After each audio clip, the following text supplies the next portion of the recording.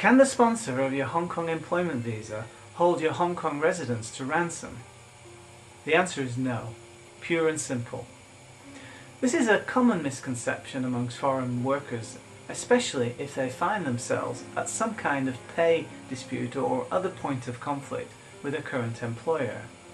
The sponsor of their existing employment visa for Hong Kong.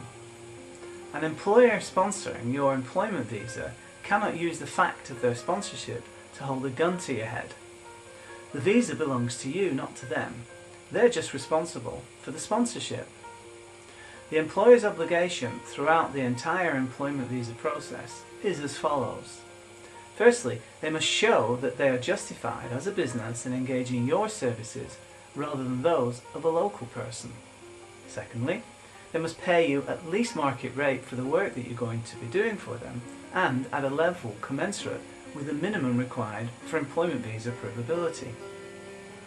Thirdly, they must agree to sponsor your application by executing the official employment visa sponsorship form in your favour. If the relationship sours for any reason and your employment terminates, this is what happens to your visa. Your privilege to work ceases, that is, you can no longer engage in any employment without making a new application to the Hong Kong ID first, but your privilege to reside continues, and the Immigration Department will ordinarily allow you to remain in Hong Kong until your current limit of stay expires, whereupon you're required to leave Hong Kong. In the meantime, this usually affords you the time you need to take stock of your affairs and get yourself back in the driving seat en route to a new employment in Hong Kong. Your continuing privilege to reside in the HKSAR includes your ability to look for and interview in respect of a new job, and if you're so minded, to even begin preparations for possibly starting your own business instead.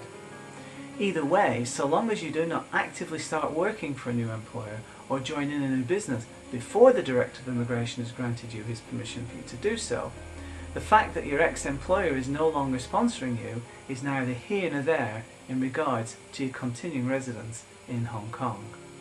The Hong Kong ID do not engage in any blame games as to why a sponsored employment has come to an end, and only look forward, not backwards, so don't be intimidated by an errant employer who believes they have some kind of leverage over you as to the sponsor of your employment visa. The reality is, they have no such leverage whatsoever.